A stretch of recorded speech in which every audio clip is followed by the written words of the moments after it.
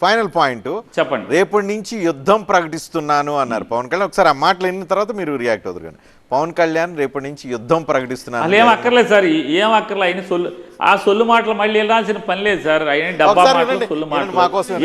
ఇటు సైడ్ కూర్చున్న నాయకులు కానీ మీరు కానీ టీవీలో వీక్షిస్తున్న ప్రతి ఒక్కరూ మీదైన యుద్ధాలు, మినీ యుద్ధాలు వైసీపీ దుష్ట పాలన మీద చేస్తూనే ఉన్నారు. ఈ రోజున తాడేపల్లిగూడెం నుంచి నేను ఒకటే పిలిపిస్తున్నా, ఈ మినీ యుద్ధాలన్నీ కలిసి ఒక మహాయుద్ధాన్ని ప్రకటిస్తున్నాను. 2024 ఎన్నికలకి ఒక మహాయుద్ధానికి శంఖారావం పలుకుతున్నాను. ఇది నా దేవదత్తం. ఇది లక్షలు కోట్ల ప్రజల ఆశల కోసం ఈ మహాయుద్ధాన్ని ఆవాహన చేస్తున్నాను. రాష్ట్ర ప్రయోజనాల కోసం ఒక దాష్టీకుడితో పోరాటం చేయడానికి ఒక మహాయుద్ధాన్ని ఆవాహన చేస్తున్నాను. ఈ రోజున నేను శంఖారావం. కమాన్ నాని గారు, మహాయుద్ధం మీరు సిద్ధమా సార్? ఇప్పుడు 2019లో కూడా ఒక దాష్టికుడి మీద మహాయుద్ధం ప్రకటిస్తున్నాడు. ఇది కూడా ఆ రోజు కూడా ఇది దేవదత్తం అని చెప్పి మాట్లాడావు. ఎన్నిసార్లు దేవదత్తం? మరి అదే దాష్టికుడిని మెళ్ళ మీద ఎక్కించుకు తిప్పుతున్నావు కదా. ఇప్పుడు తాడేపల్లిగూడెం ఎవరిని మెళ్ళ మీద ఎక్కించి తీసుకొచ్చావు? ఎవరిని మోస్తున్నావు? ఎవరి పళ్ళకి మోస్తున్నావు?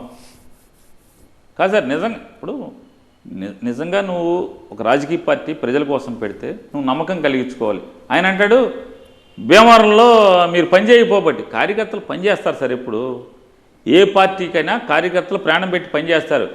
ఓటర్లో నమ్మకం కలగాలి. ఎవరికైనా ఎమ్మెల్యేగా గెలవాలంటే ఓటర్లో నమ్మకం కలగాలి. ఓటర్లో నమ్మకం కలిగించుకోకపోవటం నీ లోపం అయితే అది ఎంతసేపు జన సైనికులది తప్పు అంటాడేంటి? వాళ్ళు ప్రాణం పెట్టే పని చేశారు సార్. ప్రాణం పెట్టే పని చేశారు. గొడ్డు చాకరీ చేశారు. భీమవరంలో ఏంటి, గాజువాకలు ఏంటి, రాష్ట్ర వ్యాప్తంగా అన్ని ఊళ్ళలో, మా ఊళ్ళో కూడా జన సైనికులు. ఇప్పుడు పవన్ కళ్యాణ్ ఫ్యాన్స్ కానీ జనసేన పార్టీ కార్యకర్తలు కానీ ప్రాణం పెట్టే పని చేస్తారు. వైఎస్ఆర్ కాంగ్రెస్ పార్టీ వాళ్ళు అంతే, తెలుగుదేశం వాళ్ళు అంతే. కానీ నాయకత్వం ఎవరైతే నడుపుతున్నారో, పార్టీని నడుపుతున్నారో, పార్టీ నడిపేటువంటి పవన్ కళ్యాణ్ కానీ, లేదా పార్టీని నడిపేటువంటి జగన్మోహన్ రెడ్డి గారు కానీ, లేదా చంద్రబాబు నాయుడు కానీ, వీళ్ళు ప్రజల్లో విశ్వాసాన్ని కలిగించుకోగలగాలి. అప్పుడు వాళ్ళు ఓటేస్తారు. కార్యకర్తలు ఏం చేయగలరు? వాళ్ళని తెచ్చి బూత్ వరకు తేగలరు, అంతే కదా. బూత్కి వచ్చాక నమ్ముకుంటే వాళ్ళు ఓటేస్తారు. ఏమండి, ఈ రబ్బర్ టైగర్తో యుద్ధం ఏం చేస్తామండి? ఈయనేమన్నా యుద్ధంలో ఉంటాడా? బుట్ట బొమ్మలాగా పైన బొమ్మ ఏమో చంద్రబాబు చేస్తాడు, ఈయనేమో అడుగుని దూరి డ్యాన్స్ చేస్తూ ఉంటాడు. ఎందుకు ఈ డ్యాన్సులు?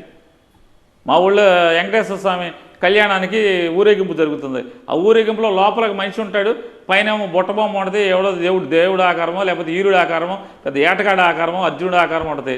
ఊకి డ్యాన్స్ చేస్తూ ఉంటాడు. ఏంటిదంతా? పైన బొమ్మ ఏమో చంద్రబాబుది, నీ డ్యాన్స్ ఎందుకు? ఇదంతా కూడా రేపు అధికారం వస్తే చంద్రబాబుది. పుసుక్కుని ఒక్క మాట అంటావు, ఏం చేస్తామయ్యా? చంద్రబాబు నాయుడు కొడుకు చేతిలోకి వెళ్ళిపోయాడు, మనం ఏం చేయగలం అంటాడు. ఇక మేమంతా కళ్ళప్పటికి చూడాలి ఎవడైనా ప్రజలు. కాబట్టి ఇదంతా కూడా ఏదో రకంగా చంద్రబాబుకి అధికారాన్ని కట్టపెట్టాలి అనేటువంటి లక్ష్యంతో పనిచేస్తున్నాడు తప్పితే నిజంగా తను చిత్తశుద్ధితో తన ఏదైతే ఒక ఆశయం, లక్ష్యం కోసం కనుక పనిచేస్తే 14, 19, 24, 29, 30 ఎప్పటికప్పటికి ఖచ్చితంగా అవుతాడు సార్ అతను. రైట్, అవటానికి ప్రయత్నం చేయాలి కదా. ఎవరైనా ఆల్రెడీ లేదు సార్. ఇప్పుడు ములాయం సింగ్ యాదవ్ టీచర్ ఉద్యోగం చేసేవాడు. అమ్మబాబు ఏం ముఖ్యమంత్రులు కాదే, కానీ మరి ఎలా అయ్యాడు? లాలూ ప్రసాద్ యాదవ్ ప్రభుత్వ ఉద్యోగం చేసేవాడు, టీచర్ ఉద్యోగం చేసేవాడు, ఎట్టా అయ్యాడు? ఎలా? రామ్ విలాస్ పాస్వాన్ పార్టీ పెట్టాడు, ఎలా అయ్యాడు? ఇవాళ మీ ఇష్టం సార్. ఆయన మన పాండిచేరిలో చీఫ్ మినిస్టర్ ఉన్నాడు, ఆయన పేరు. ఆయన ఎక్కడెక్కడ సొక్కాలు వేస్తాడు, అది మోటార్ సైకిల్ మీద తిరుగుతూ ఉంటాడు. ఆయన పార్టీ పెట్టుకున్నాడు. పార్టీ పెట్టి ఒక ఎలక్షన్ కాదు, ఒక ఎలక్షన్, 2 ఎలక్షన్, 3 ఎలక్షన్ గవర్నమెంట్లోకి వస్తారు సార్. రాకుండా ఎట్లా ఉంటారు? రైట్. అరే నిలకడగా ప్రభుత్వం అంటే వీడు నిలబడతాడు రా మన కోసం, గెలిచినా ఓడినా మన కోసం నిలబడతాడు. వీడెవడికి పల్లకి మోయుడు సార్. ఒక రాజకీయ పార్టీ పెడితే ఆ లీడర్ ముఖ్యమంత్రి అయితే తను అనుకున్న ఆశయాలన్నీ అవుతాయి సార్. అంతేగాని మనం ఎవడికో పల్లకి మోస్తే ఆడెందుకు మన మాట వింటాడు సార్? ఎందుకు వింటాడన్న? 2014 నుంచి 19 దాకా ఏం చేశారు మీ ఇద్దరు కలిసి? ఎన్ని మాటలు చెప్పారు? ఎవరెవరికి ఎన్ని మాటలు చెప్పారు? తర్వాత ఎన్ని మోసాలు చేశారు? 600 హామీలు. మీరు ఓటేయండి ప్రశ్నిస్తాను. ఏ హామీకి ప్రశ్నించావు? నిరుపేదలకి ఇళ్ల పట్టా 3 సెంట్లు పట్టా ఇస్తాన్నారు. ఎప్పుడన్నా ప్రశ్నించావా?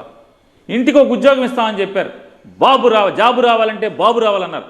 ఏ రోజన్నా చంద్రబాబు కొడుకు జాబ్ వచ్చింది తప్పితే ఈ రాష్ట్రంలో ఉన్నటువంటి ఏ ఇంటికి జాబ్ రాలేదు. ఏ రోజన్నా పవన్ కళ్యాణ్ ప్రశ్నించావా? అడిగావా? బాధ్యత తీసుకున్నావా? ఇవాళంటే యుద్ధం అంటే ఎవరి కోసం యుద్ధం? ఎందుకోసం యుద్ధం? చంద్రబాబు కోసం యుద్ధమా? ప్రజలు ఇవన్నీ గమనించరా? సామాన్యులకు తెలీదా? నన్ను చూడరా జనం టీవీల్లో. నువ్వు మాట్లాడేది నేను మాట్లాడేది, నా నడకేంటి నీ నడకేంటి చూడరా? అందరినీ చూస్తారు, చూసి నిర్ణయం తీసుకుంటారు. అందుకే జగన్మోహన్ రెడ్డి దమ్ముగా చెప్తున్నాడు, బాబు మీ ఇంట్లో మంచి జరిగితే, జగన్ వల్ల మంచి జరిగితే మాత్రమే. ఆయన ఇంకో మాట అన్నాడు సార్, ఇంకొక మాట అన్నాడు. ఎంత అంటే ఎంత దుర్మార్గంగా మాట్లాడతాడంటే, ఏయ్ జగన్, మీ నాన్న డబ్బులా? నువ్వు సంపాదించి ఇచ్చావా డబ్బులు? ఎవడు? చంద్రబాబు అన్న వాళ్ళమ్మ ఖర్జూర్ నాయుడును కిస్మిస్ నాయుడు తెచ్చిన డబ్బులు ఇచ్చాడా? ఎవడు సంపాదించిన డబ్బులు ఇచ్చాడు సార్ చంద్రబాబు నాయుడు? కాదు, ఇంకోటి ఏం చెప్పాడు చంద్రబాబు నాయుడు? కాదు రండి సార్, చంద్రబాబు నాయుడు ఏమన్నాడు? నేను వేసిన రోడ్ల మీద నడుస్తారా నాకు ఓటేయకుండా? లేదా నాకు ఓటేయకుండా మీరు అంటే నేను ఇచ్చే వేసిన రోడ్ల మీద నడుస్తారా? నేను ఇచ్చే మంచినీళ్ళు తాగుతారా? నేను ఇచ్చే కరెంటు కింద ఫ్యాన్ వేసి కూర్చుంటారా? ఇదేంటి మరి? ఖర్జూర్ నాయుడు డబ్బులు అవన్నీ పవన్ కళ్యాణ్ ఇప్పుడు అడిగాడా మరి? ఆ మాట ప్రశ్నించాడా? నిలదీశాడా? ఏమైనా